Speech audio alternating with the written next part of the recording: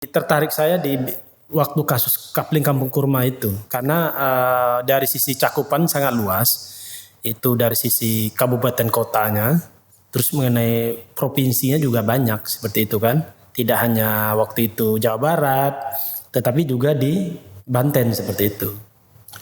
Dari pengalaman itu apakah konsumen hak-haknya bisa dipulihkan? Kalau nggak saya itu persoalan penipuan investasi ya. Iya, ya itu tadi. Dari sisi konsumen bisa dipulihkan, ibaratnya uangnya bisa dikembalikan atau asetnya bisa dikonversi untuk menutupi kerugian-kerugian konsumen atau bagaimana? Ya, itu problemnya di situ karena posisi konsumen dengan pengusaha itu tidak setara, ya maka dalam hal perjanjian-perjanjian itu seringkali itu merugikan konsumen.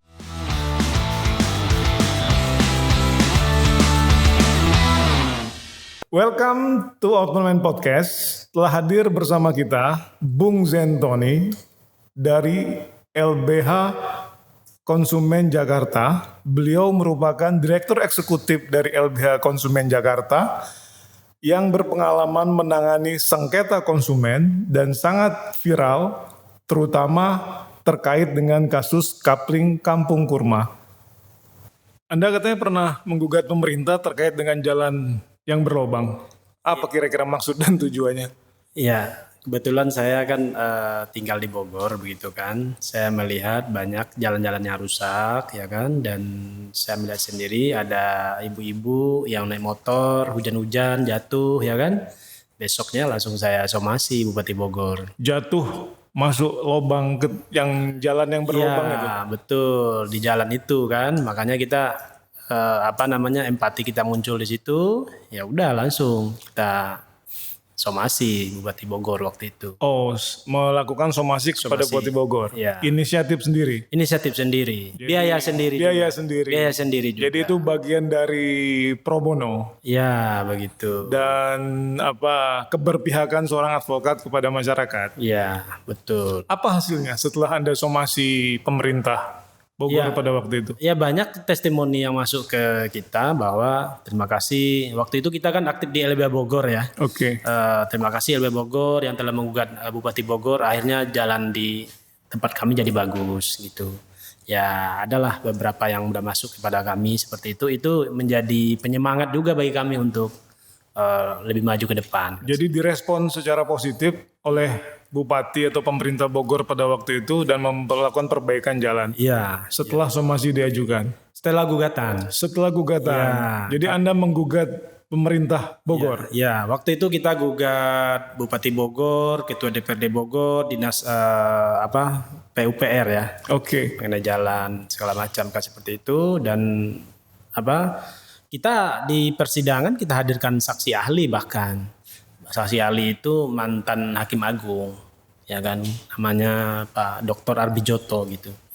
Beliau secara sukarela ya menghadiri persidangan tersebut dengan menghadirkan jurisprudensi yang menjadi ketetapan Mahkamah Agung bahwa waktu itu kita pakai mekanisme citizen lawsuit gitu. Class action. Beda. Citizen lawsuit itu hak gugat warga negara kan begitu. Memang secara aturan memang belum diakui di Indonesia, tetapi jurisprudensi sudah ada mengatur seperti itu. Apa maksudnya citizen lawsuit itu? Ya maksudnya di sini adalah gugatan warga negara terhadap negara ya kan, yang merasakan dirugikan hak-haknya kan seperti itu. Karena kita bicara jalan itu kan merupakan sarana yang paling vital sekali untuk mobilisasi perpindahan penduduk segala macam kan begitu kan untuk aktivitasnya. Makanya ketika warga negara itu merasa haknya tidak dipenuhi, ya dia bisa menggugat ke pengadilan. Nah, sebenarnya ini kan praktek-praktek yang terjadi di luar negeri. Nah, makanya kita coba bawa ke Indonesia kan seperti itu. Apa hasilnya setelah Anda gugat pemerintah daerah pada waktu itu? Anda menang atau kalah? Kalau secara prosesnya memang kita kalah ya. Kalah secara pengadilan, dan kita tidak banding waktu itu karena memang respon dari pemerintah Kabupaten Bogor waktu itu jalannya udah pada dicor semua gitu. Oh, ada perbaikan. Setelah somasi dan gugatan Setelah diajukan, gugatan. pemerintah melakukan perbaikan atas jalan yang berlobang itu. Iya, ya karena proses persidangan kita waktu itu kan lama, nyaris 1 tahun. Dalam perjalanannya itu mereka kerjakan, makanya hampir rata-rata jalan-jalan udah pada bagus semua. Gitu. Jadi meskipun kalah di pengadilan, menang di dunia nyata. Itu yang paling penting. Yang paling penting itu. Iya. Dan tidak melakukan banding atau upaya hukum yang lain. Tidak. Kita udah merasa puas. Merasa puas. Jadi apa yang digugat, apa yang diharapkan kepada pemerintah dianggap sudah dipenuhi. Sudah dipenuhi kan begitu. Jarang sekali orang melakukan upaya itu. Ya, ini bicara. Bukan hal yang umum. Ya betul. Iya, seperti itu. Banyak hal malahan menganggap itu hal yang biasa. Iya. Tidak perlu menegakkan hak-hak warga negara sendiri. Iya. Ya karena memang insting kita sebagai seorang advokat publik melihat suatu kejadian, suatu fakta di lapangan ya kita tersentuh kan begitu.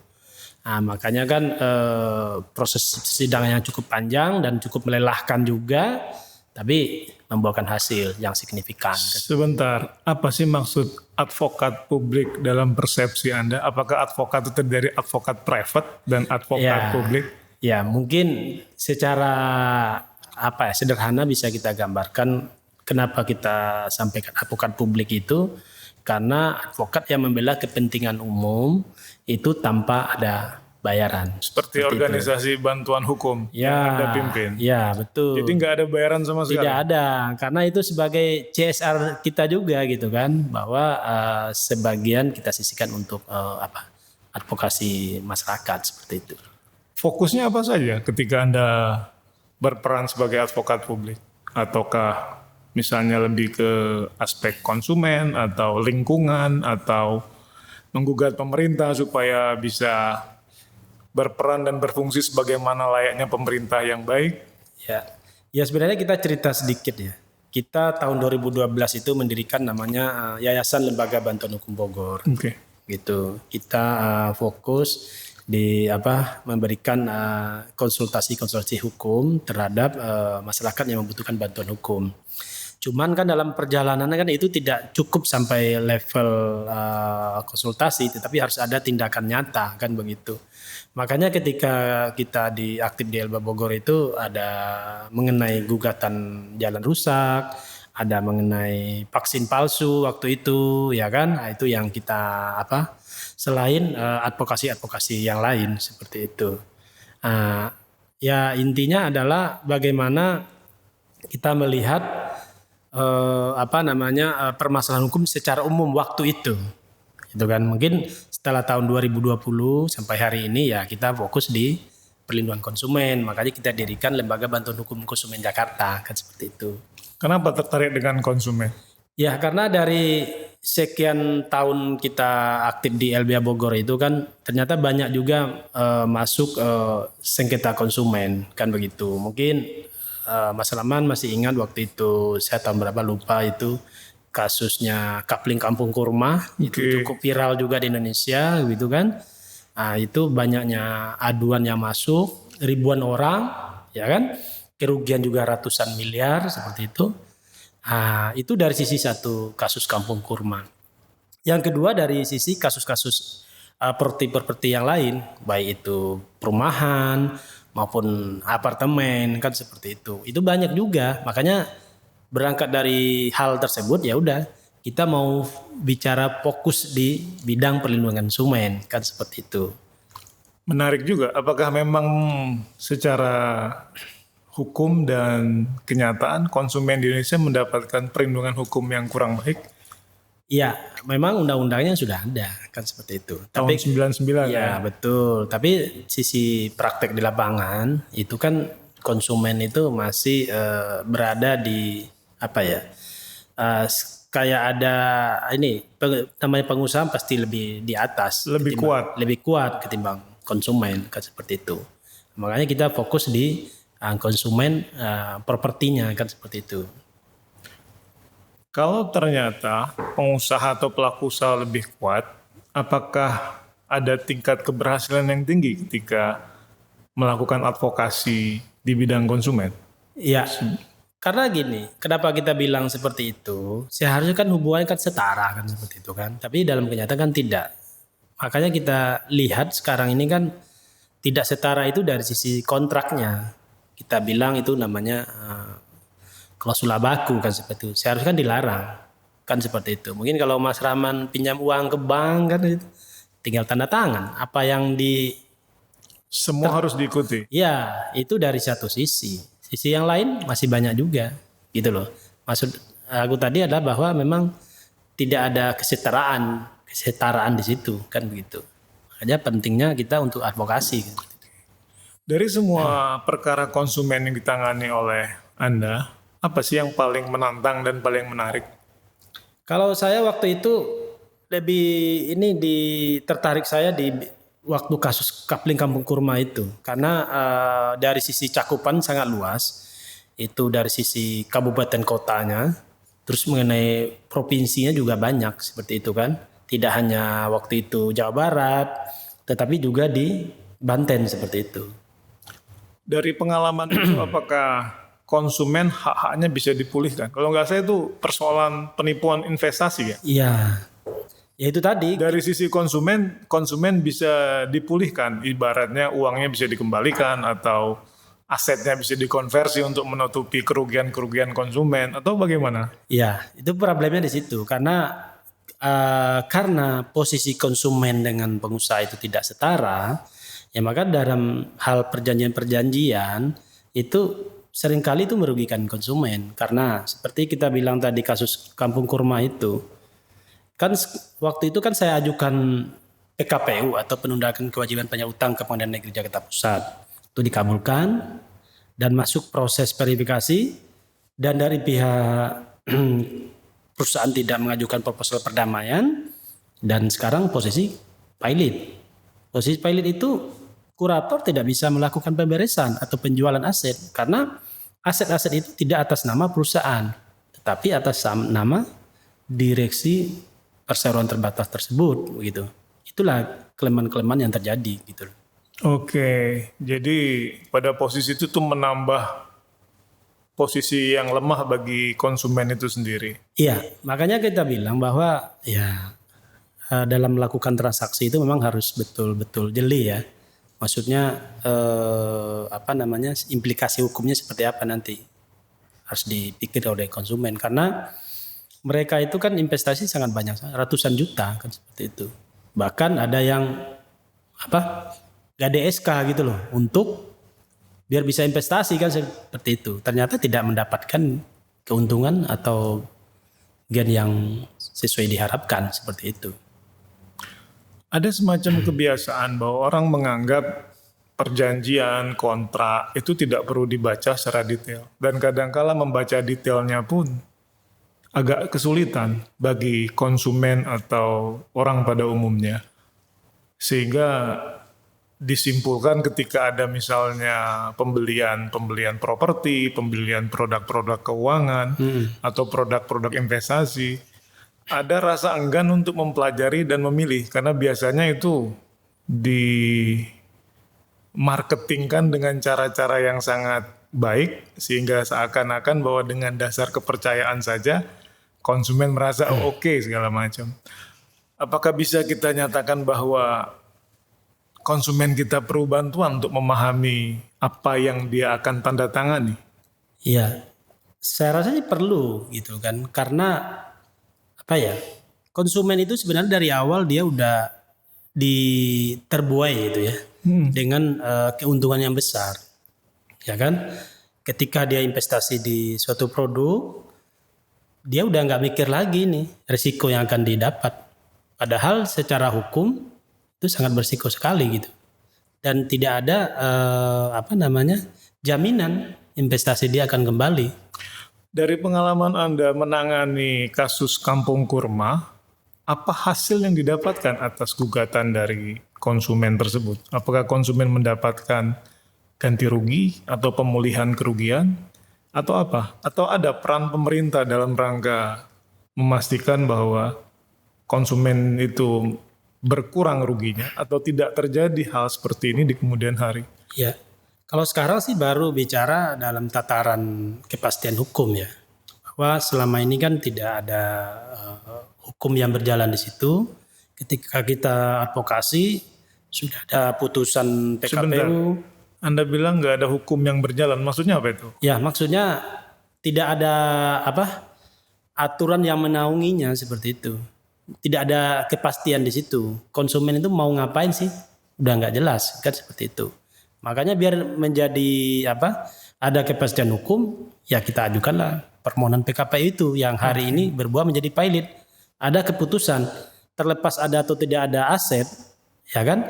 Tapi secara hukum bahwa perseroan terbatas tersebut itu Dinyatakan pilot. nyatakan pilot. Itu target kita. Atas aset yang didaftarkan atas nama pribadi si direksi, itu apa yang Anda upayakan? Apakah mengejarnya untuk mendapatkan agar aset itu disita dan dieksekusi dan Ya. dibagikan kepada konsumen sebagai bentuk kompensasi atas kerugian atau bagaimana? Ya, kebetulan untuk Kampung Kurma ini, kebetulan Mabes Polri itu, Oh, masuk ranah pidana ya? ya, waktu itu karena kasus ini viral, menjadi perhatian publik, akhirnya Mabes Polri itu membuat laporan model A. Inisiatif dari Mabes Polri sendiri di Direktorat Tindak Pidana Ekonomi Khusus. Saat ini posisinya udah sampai pada tahap penyidikan. Informasi terakhir Mabes Polri udah menyita juga beberapa aset tanah Kapling Kampung Kurma tersebut. Gitu. Maksudnya di sini kita bersinergi aja gitu loh. Makanya kita ketika Mabes Polri masuk dalam permasalahan ini ya kita ikut di proses itu gitu. Jadi ini sekarang masuk ke ranah pidana juga? Pidana juga. Di samping ada persoalan perdata dan pilotnya. Iya. Tambahan sedikit bahwa kalau Kampung Kurma itu kan terdiri dari beberapa badan hukum. Maksudnya terdiri dari beberapa PT begitu kan. Ini baru Kampung Kurma Jonggol, belum Kampung Kurma Jasinga, belum Dan yang Cirebon, lain-lain. belum Banten dan segala macam kan seperti itu. Masih banyak pekerjaan-pekerjaan yang harus dilakukan seperti itu. Dan pada akhirnya sampai saat ini pun konsumen dari Kampung Kurma tetap belum mendapatkan kompensasi kerugian atas investasi yang mereka lakukan dengan skema Kampung Kurma ini. Belum, sampai hari ini belum dapat mereka ganti ruginya. Baru sampai kepastian hukumnya saja gitu. Baru sampai kepastian hukum. Iya. Menurut Anda bagaimana kondisi seperti ini? Selalu saja misalnya konsumen yang paling dirugikan dan tidak ada harapan atau sangat kecil sekali harapan kalau konsumen itu rugi atau mengalami kerugian akibat perilaku melanggar hukum dari pelaku usaha, dia selalu menjadi pihak yang kalah. Iya. Itu gimana menurut Anda? Persoalan apa sebenarnya yang terjadi di Indonesia ini? Persoalan regulasi, undang-undang, atau persoalan-persoalan praktek di lapangan? Iya. Atau penegakan hukumnya yang amat kurang baik terkait dengan persoalan konsumen ataupun persoalan investasi? Kalau menurut aku sih ada dua hal gitu. Baik dari sisi regulasi maupun dari sisi masyarakatnya itu sendiri gitu. Kalau dari sisi regulasi itu bahwa suatu perusahaan yang melakukan investasi itu kan harus jelas izin-izinnya dulu kan, seperti misalkan dia properti, ya, berarti kan harus dia terdaftar dulu. Ini kan yang terjadi kan tidak, ya kan? Baru sampai kepada pendirian PT, badan hukum, SIUP, TDP, udah sebatas itu saja kan begitu. Kan kalau kita bicara properti itu kan harus ada set plan-nya seperti apa, ya kan, izin prinsip segala macam itu kan harus ada dulu. Terus sertifikat hak guna bangunannya atas nama PT atau tidak kan harus jelas. Ini kan tidak, itu dari sisi regulasinya nggak diatur sampai ke situ. Yang kedua dari sisi masyarakatnya, masyarakat itu kan pengen untung besar kan gitu. Dengan menaruh uang 100 juta satu bulan berbuah menjadi 110 juta, ya itu menjadi faktor. Awal-awal mungkin lancar kan, belakangan 2 bulan 3 bulan udah mandek lagi. Akhirnya ini menjadi problem yang terjadi di tengah masyarakat, dalam hal ini konsumen gitu. Jadi masyarakatnya juga punya peran Betul. atas terjadinya hal ini. Iya, Karena ada semacam teriming-imingi dan mau ikut dengan keuntungan yang mungkin bisa diasumsikan tidak masuk akal. iya. Sama ini faktor pemasarannya kan sekarang kan udah canggih sekali ya. Maksudnya mereka pakai video yang bagus-bagus itu kan. Akhirnya itu orang kan menjadi tertarik untuk ini kan, untuk melakukan investasi kan seperti itu. Dan ada juga itu memakai toko-toko gitu loh Mas. Nah, ketika terjadi permasalahan kampung kurma, kan kalau produk itu kan biasanya diawasi oleh OJK ya. Eh, Kalau ini dia belum sampai ke situ. Apa peran pengawasan dari lembaga yang berwenang terkait dengan model-model usaha seperti ini? Kalau menurut aku sangat besar sekali ya, karena memang ketika sudah mendetek atau ada informasi ya kan, itu langsung dilakukan tindakan, di stop gitu, minimal tidak ada korban yang semakin banyak. Ini kan enggak, rata-rata itu kasus itu kan kalau udah di belah media korban ratusan baru muncul Jadi sifatnya reaktif. reaktif, Jadi perkara dulu, kasus dulu ada, timbulnya semacam investasi bodong, baru atau investasi yang tidak sesuai dengan apa yang disampaikan, muncul ke publik, ada masalah hukum, baru peran pengawasan timbul di situ Iya. lembaga yang berwenang. Iya, seharusnya kan harus ada deteksi dini gitu loh. Preventif ya. Ya, preventif biar nanti itu tidak menimbulkan korban atau kerugian semakin besar kan seperti itu. Nah, itu kan baru dari Kampung Kurma. Barusan aja saya di kantor, itu kita udah dapat aduan juga di Bekasi. Ada 15 orang dia beli rumah gitu. Tiba-tiba rumahnya belum ada juga gitu. Yang ada apanya? Dia udah beli rumah lunas. Belum, maksudnya kan seharusnya kan ada diikuti dengan akad kan. Perjanjiannya PPJB-nya seperti apa kan. Sekarang nggak ada, kantor pemasarannya tutup. Makanya aduan yang banyak masuk ke kita itu dari sektor properti. Justru Bukannya sektor properti itu lebih gampang untuk diverifikasi. Artinya ketika orang mau beli rumah, beli apartemen, dia kan bisa melihat izinnya, tanahnya ada atau enggak, atau site plan-nya ada Iya. atau enggak. Atau bisa dicek juga mungkin ke lembaga asosiasi pengusaha properti seperti Real Estate Indonesia. Apakah itu tidak dilakukan oleh konsumen-konsumen yang mengadu kepada Anda? karena gini, kalau yang masuk ke kita itu kan levelnya untuk konsumen yang menengah ke bawah kan seperti itu. Mereka melihat pertama dari harganya masuk, yang kedua cicilan, tanpa bunga, tanpa sita, tanpa riba yang hari ini jualan mereka itu. Itu yang membuat masyarakat itu lupa akan alas hak mengenai sertifikat, mengenai apa. Mereka nggak sampai ke situ pemikirannya, gitu loh. Karena mereka melihat ketika mereka tuh mencicil bukan ke bank sekarang sistem, tapi ke developernya langsung. Jadi si developer menawarkan skema yang sangat baik, Ya, yang sangat mudah ya, kepada konsumen, sehingga konsumen tergiur untuk menyetujui membayar untuk membeli produk rumah tersebut. iya, gitu. Tapi secara hukum mereka tidak mendapatkan kepastian hukum atau perlindungan hukum di situ. Dan mereka juga tidak pernah lihat apakah ini perusahaan punya tanah. Iya, kalau dari lokasinya memang ada, tapi maksudnya alas haknya itu mereka nggak sampai ke situ. Jadi ditunjuk saja itu seakan-akan lahan itu memang punya si developer yang menjual itu. Iya, itu banyak sekali kasus-kasus yang yang datang ke kantor kita seperti itu.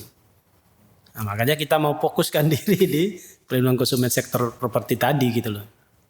Apa yang bisa dilakukan oleh konsumen kalau dia mengalami itu selain meminta bantuan atau mengadu kepada LBH konsumen Anda?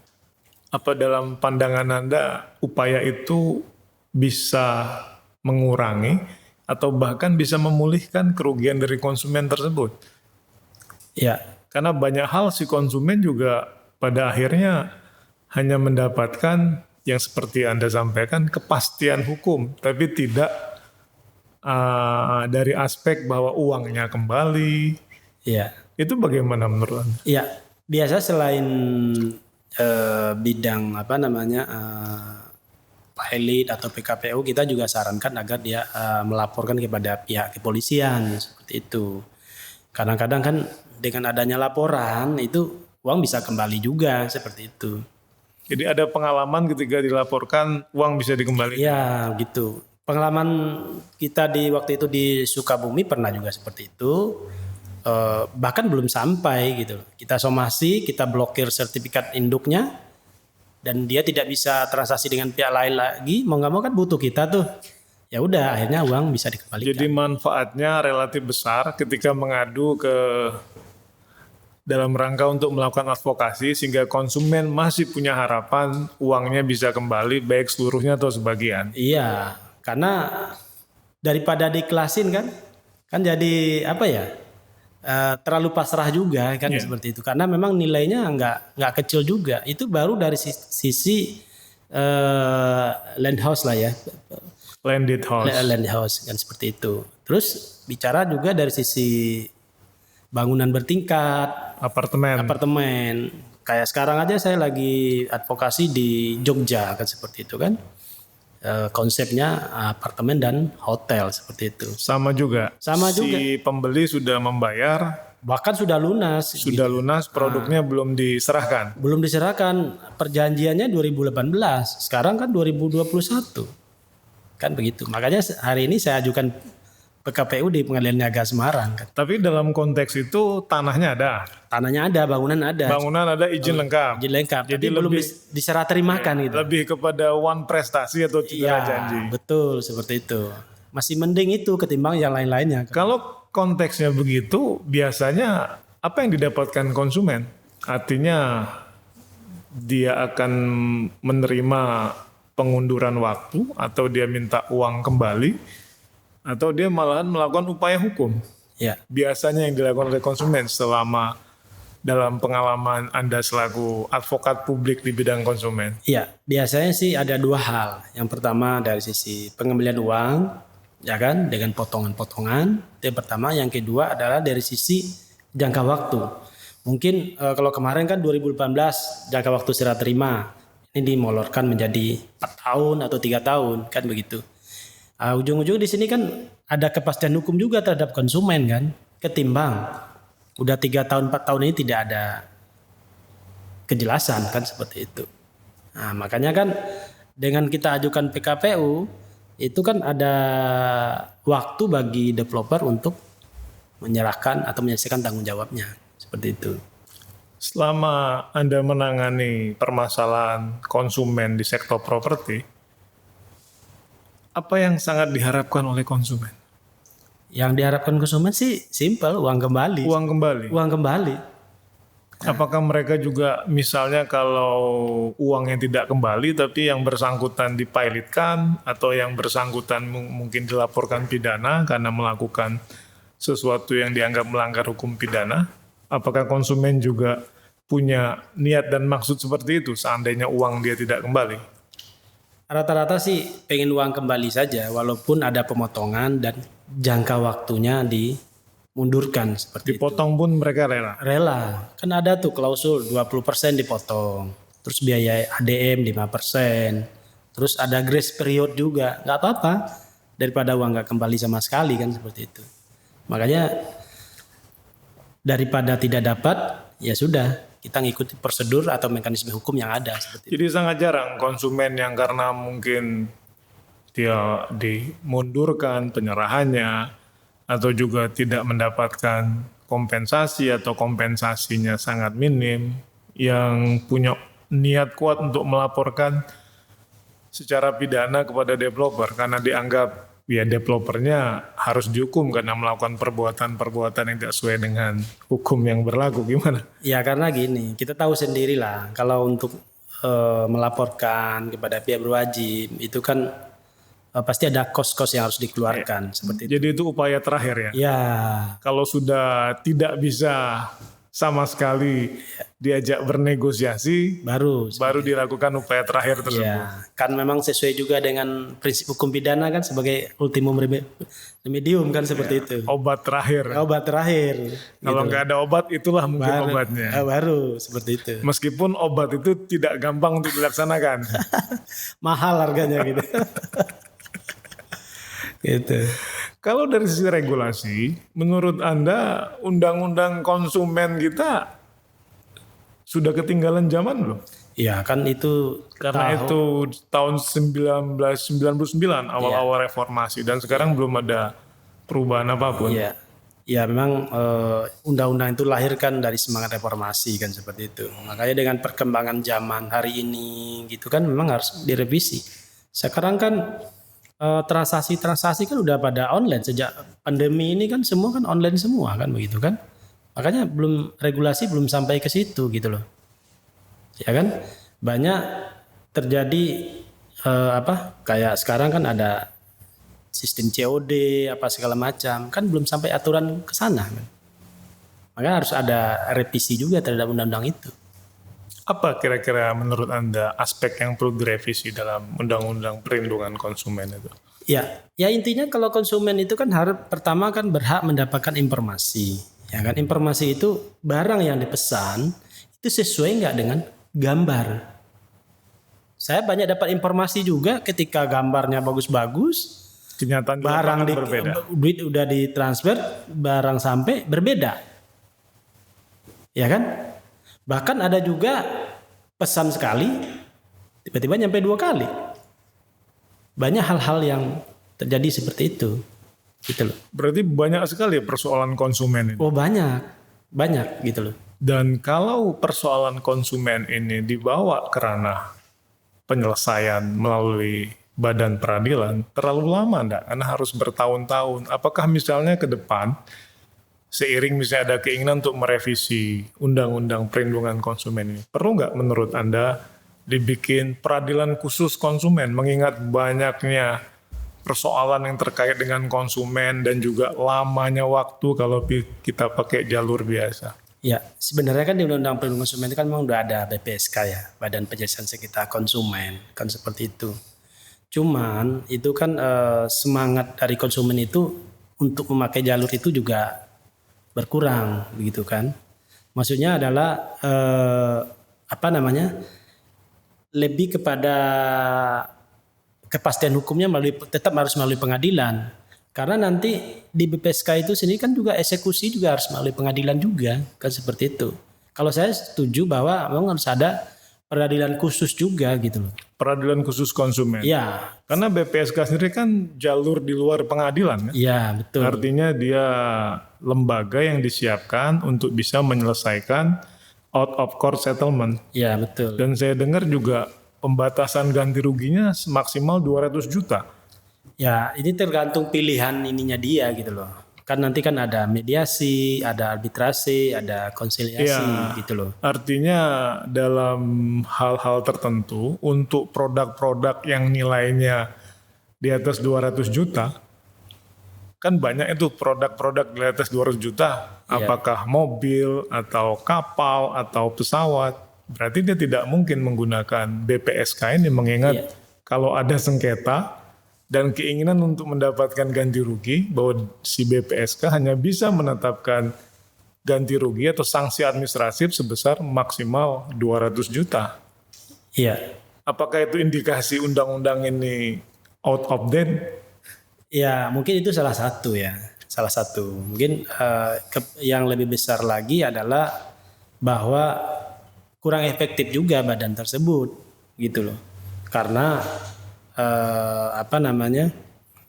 ketika dia milih forum mediasi, kalau memang tidak selesai kan harus gugat ke pengadilan juga, kecuali arbitrase ya kan, itu kan bentuknya kan putusan, bisa diajukan eksekusi tetap ke pengadilan lagi ya. Makanya kan tadi ada wacana untuk peradilan khusus konsumen, ya kita setuju kan. Sekarang kan ada tuh perikanan segala macam kan ada. Kenapa enggak? Karena semua kita ini kan adalah konsumen.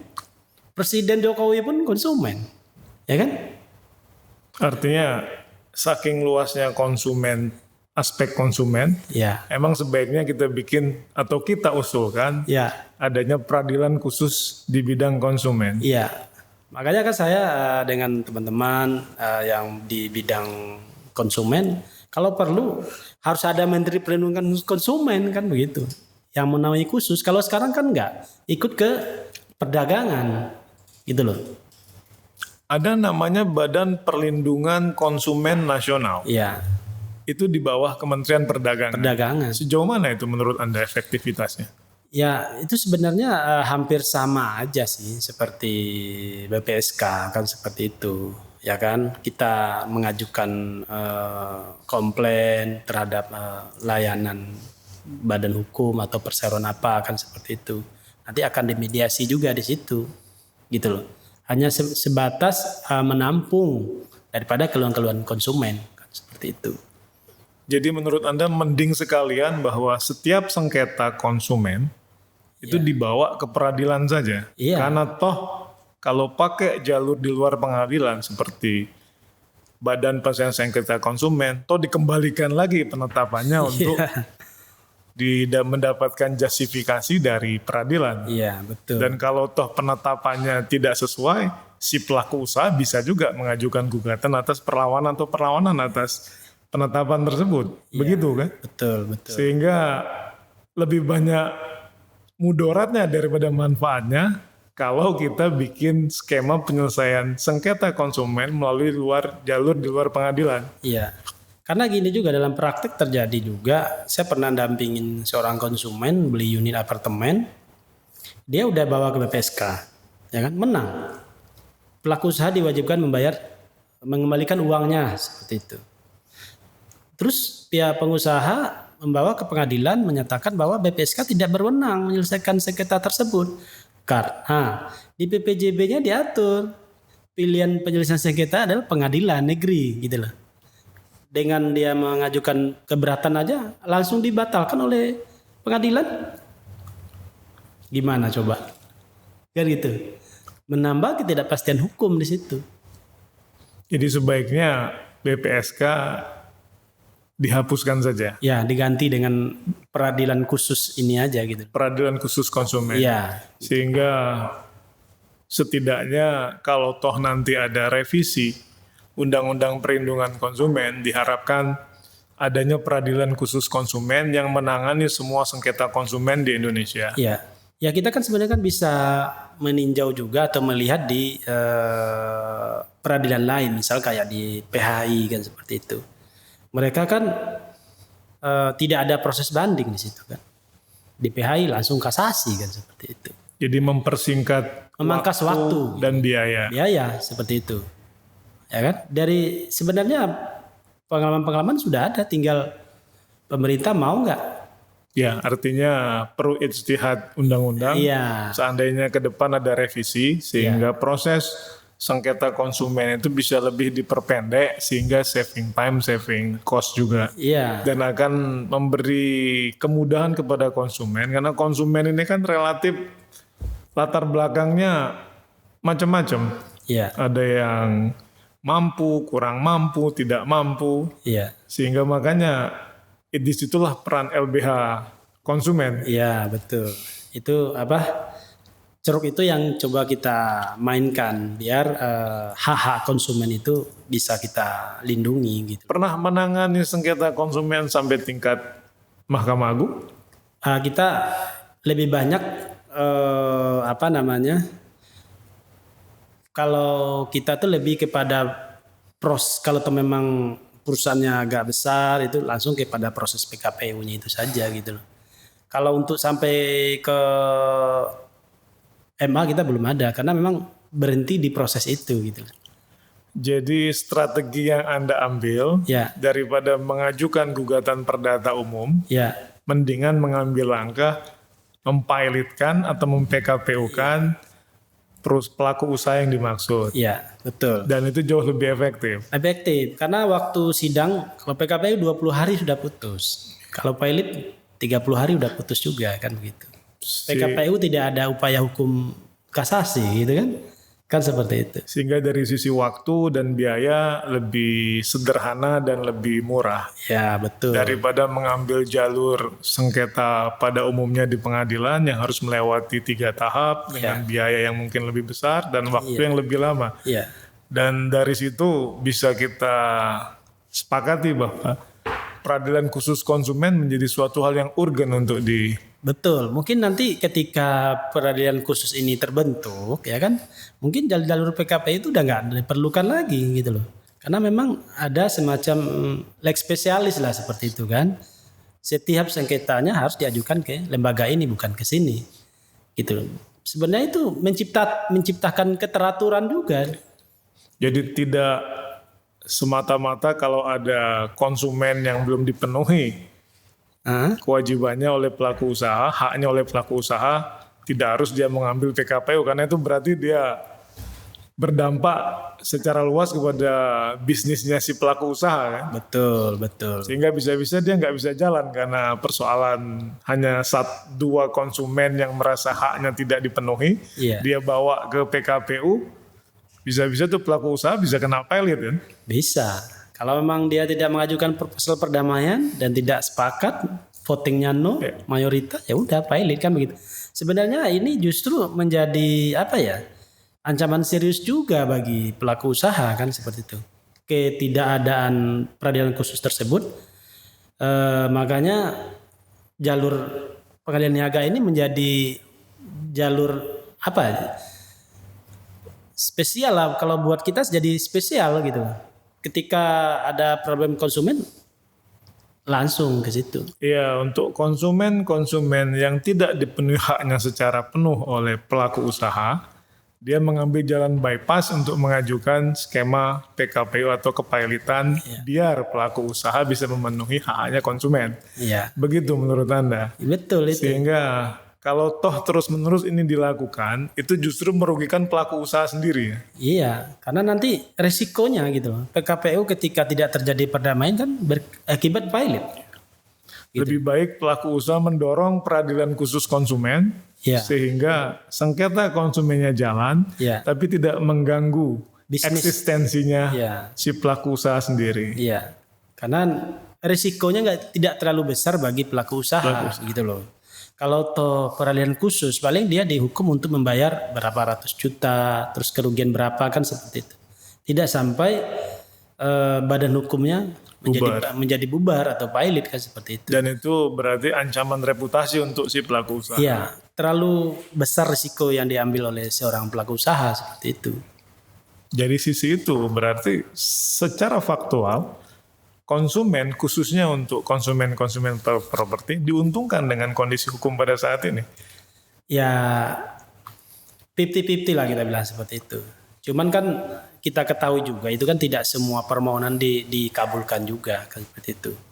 Karena berkaitan dengan sifat utangnya tidak sederhana atau jatuh temponya segala macam, itu banyak pertimbangan hakim seperti itu. Ya, paling tidak dari si praktek hukum, konsumen punya bargaining yang lebih baik. Iya. Terkait dengan sejauh mana pelaku usaha itu memenuhi hak-hak si konsumen itu sendiri. Iya. Meskipun penyelesaiannya tidak harus diselesaikan dengan mekanisme sengketa konsumen. Iya. Begitu kurang lebihnya. Betul. Karena memang ini menjadi ancaman lah bagi pelaku usaha kan gitu, dengan akibat hukum yang besar ketika dia tidak memenuhi hak daripada konsumen tersebut gitu Mas. Dan semua langkah upaya advokasi menggunakan jalur ini. Kalau kita rata-rata seperti itu, karena kita mau mengkhususkan diri di bidang itu gitu loh. Apa respon pelaku usaha? Apakah dia takut, khawatir, atau segera dia memenuhi harapan yang diinginkan oleh konsumen ketika dia digugat PKPU atau kepailitan? Iya. Kebetulan pernah komunikasi dengan salah satu owner daripada pelaku usaha perusahaan gitu. Ya mereka sih, Pak nggak bisa dibicarakan nih kata dia. Ya kita kan udah somasi ibu 2 kali, 3 kali, tapi nggak ada respon, mau nggak mau kita ajukan seperti ini.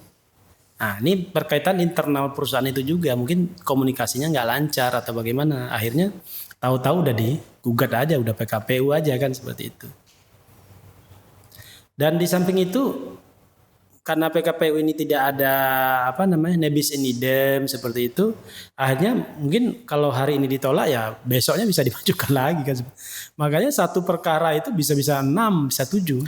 Tapi rata-rata pelaku usaha akan memenuhi semua harapan diharapkan oleh konsumen ketika dia dibawa ke meja pengadilan dan itu terkait dengan gugatan PKPU atau kepailitan. Iya, kalau pengalaman kita selama ini sih diakomodir ya, karena memang di sini ada win-win solution seperti itu. Karena pengusaha juga diberi grace period berapa tahun atau berapa bulan, terus dikasih pengurangan atau pemotongan denda atau segala macam. Akhirnya sampai pada satu kesimpulan, ya akhirnya konsumen dengan pelaku usaha jadi sepakat gitu loh. Walaupun mungkin molor atau berkurang, itu tidak jadi problem. Nanti kalau ada peradilan khusus konsumen, apa enggak menurunkan bargainingnya si konsumen? Seandainya ternyata lebih efektif pakai PKPU saja. Ya itu kan kita mengikuti regulasi saja kan. Kalau memang regulasi menyatakan harus pilihan hukumnya seperti ini, mau nggak mau harus kita ikutin kan. Karena memang kita harus taat asas juga kan.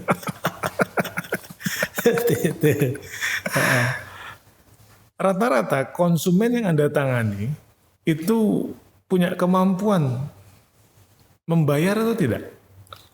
Ya, konsumen itu kan ibarat orang, itu sebenarnya mereka udah jatuh gitu. Udah jatuh ditimpa tangga kan gitu. Makanya di sini kita perlu mengulurkan tangan untuk memberi bantuan gitu loh. Nah, makanya kita tagline kita juga ya udah kita bantu itu bebas biaya gitu. Free of charge kan seperti itu. Sampai selesai tanpa biaya. Tanpa biaya kan seperti itu. Kalau sudah selesai, apakah misalnya ada pengaturan tertentu, misalnya dia harus kontribusi kepada LBH konsumen Anda atau bagaimana? Oh tidak, kita sifatnya lebih kepada sukarela ya. Maksudnya sejak awal kita sampaikan bahwa memang di sini ini bidang kita mau bantu seperti itu. Tidak ada biaya, kalau memang berhasil juga tidak ada biaya, tapi kadang-kadang budaya kita kan budaya timur kan seperti itu kan. Ketika memang dia udah berhasil pasti ada terima kasih, paling gitu aja. Jadi pada prinsipnya memang kalau LBH betul-betul tidak ada biaya, tidak ada pembagian hasil ketika itu berhasil dan semua dikembalikan kepada konsumen atau klien yang bersangkutan. Iya, karena ini kan bukan bisnis utama kita kan seperti itu. Makanya kita tidak terlalu pusing memikirkan hal-hal seperti itu. Nah, makanya kita lebih dalam melangkah itu lebih enak, tidak ada beban kan seperti itu.